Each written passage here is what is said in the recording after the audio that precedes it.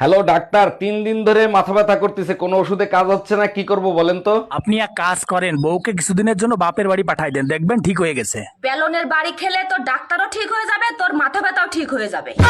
শাড়িতে ভাবিরে কিন্তু পুরাই হট লাগে, তাই না? ভাবির দিকে নজর দেওয়া বন্ধ করো, ভাই কি করে সেটা দেখো। তুমিই বলো ভাই কি করে। সপ্তাহে 2 দিন ভাবিকে নিয়ে ঘুরতে যায়, তুমি যাও একদিনও? বাকি 5 দিন কার সাথে যায় গিয়ে ভাবির কাছে জিজ্ঞেস করো। এই কার সাথে যায়? এই তুমি মসজিদে নামাজ পড়তে যাও না হুজুরের সাথে জ্ঞানজাম করতে যাও? হুজুর জিজ্ঞেস করছে জুম্মার নামাজ শেষে কোথায় যাবেন, আমি বললাম কবরস্থানে যাব। এর জন্য তো হুজুর রাগ হতে পারে না, কি হইছে সেটা বলো। হুজুর বলে আরবিতে বলেন, তখন আমি বললাম ইন্না লিল্লাহি ওয়া ইন্না ইলাইহি রাজিউন। এই কই তুমি, কখন থেকে ডাকতেছি কথা কানে যায় না? যা বলার এখানে এসে বলো, উকিল আদালতে যায়, আদালত উকিলের কাছে যায় না। আচ্ছা ঠিক আছে, দরজা লাগাতে আমি চলে গেলাম। এখন আবার তুমি কোথায় যাচ্ছ? তুমিই তো বললা আমি উকিল, অন্য আদালতে যাচ্ছি।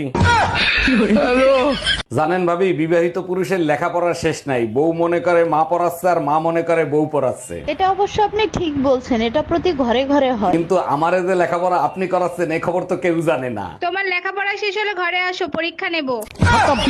এই জানো তোমার বন্ধু সুমন ফকির আছে না, সে নাকি মরার পরে চোখ দান করবে। সর্বনাশ, না জানি কার কপাল পুরাইলো রে। এতে সর্বনাশের কি হলো, চোখ দান করা তো এক মহান কাজ। সুমন ফকির তো গাঁজা খায়, গাঁজায় টান না দিলে ওর তো চোখই খোলে না। আচ্ছা ভাবি, শুনছি আপনি নাকি বাসর ঘরে চিৎকার দিছিলেন। বাসর ঘরেই প্রথম আপনার ভাইকে দেখি। বলেন কি, না দেখেই বিয়ে করছেন? যখন সে আমার ঘুমটা খোলে তখন আমি চোখ বন্ধ করেছিলাম। তারপর চোখ খোলার পরে কি দেখলেন? যারে টিকটকে ব্লক দিছিলাম সে বিয়ে করছে। এই সত্যি করে বলো, মাঝরাতে যে মেয়েটা ফোন দিয়েছে ওই মেয়েটা কে? এসব তুমি কি বলো? কাল রাতে তো আমি ঘুমাইছিলাম, আর কোন সেমটি ফোন দিছে, আর তুমিই বা কি করে জানলা? তোমার ফোনটা আমি রিসিভ করছিলাম। ও আচ্ছা, তা কি বললো? বলছে বাংলায় শুনতে চাইলে এক চাপুন। আরে ভাবি, ভাইরে দেখলাম রাগ করে চলে গেল, কি হয়েছে বলেন তো? আরে ভাই বলেন না, সকালে একটা কিস করছে, আমি 50টা টাকা চাইছি তাই দিল না। এইটা কোনো কথা বললেন? ভাই কিস করছে তার জন্য আপনারা টাকা দিবে? স্বামী বলেই তো 50 টাকা চাইছি, সবাই তো 100 টাকা দেয়। এই সত্যি করে বলো, তুমি দেশে আসবে কবে? আর একটা বছর অপেক্ষা করো, সামনের বাড়ি চলে আসবো। তুমি 1 বছর কে 5 বছর পরে আসো, সমস্যা নাই, আমার বাচ্চা লাগবে, বাচ্চা দাও। এগুলো তুমি কি বলো? এখন বাচ্চা কি গুগল থেকে ডাউনলোড করে দেবো? গুগল থেকে ডাউনলোড করবা কেন, বিকাশ করো। ডাক্তার আসতে পারি? হ্যাঁ আসেন। জি আমি কাশেম।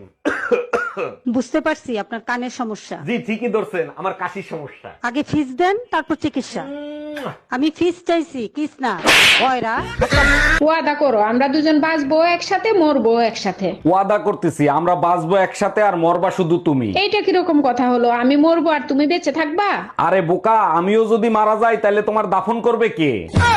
কি রে, আম নিয়ে কি গবেষণা করো? আচ্ছা, মানুষের ডাক্তার আছে, পশুর ডাক্তার আছে, ফলের ডাক্তার নাই কেন? ফলের যদি ডাক্তার থাকতো তাইলে কি হইতো? আরে ল্যাংড়া আমগুলো হাঁটতে পারতো। তোরে আল্লাহ ভুল কইরা মানুষ বানাইছে, গাধা একটা।